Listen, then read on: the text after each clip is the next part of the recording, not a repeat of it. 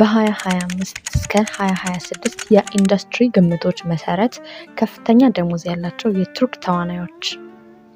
ቪዲዮን ከመጀመራችን በፊት ላይክ ማድረጋችሁ እንዳይረሳ።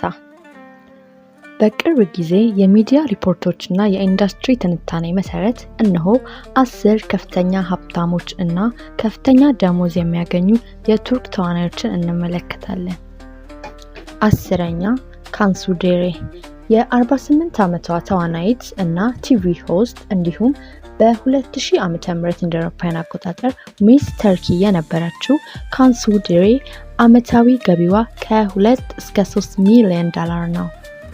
9ኛ ሀዛል ካያ የ36 ዓመቷ ተዋናይት በተለይም በፈሪሃ ተከታታይ የቱርክ ድራማ የምናውቃት ሀዛል ካያ ዓመታዊ ገቢዋ ከ3 እስከ 4 ሚሊዮን ዶላር ነው። በ8ኛ ደረጃ ላይ የተቀመጠችው ኔስላን አታጉል የበኩር ድራማ ላይ የምናውቃት ኔስላን ዓመታዊ ገቢዋ ከ4 ሚሊዮን ዶላር በላይ ነው። 7ኛ ዲሜት ኦዝድሜር በትወና ስራዎቿ እና ዲጂታል ፕሮጀክቶች ውስጥ ስኬታማ ናት። ዓመታዊ ገቢዋም ከ5 ሚሊዮን ዶላር በላይ ነው።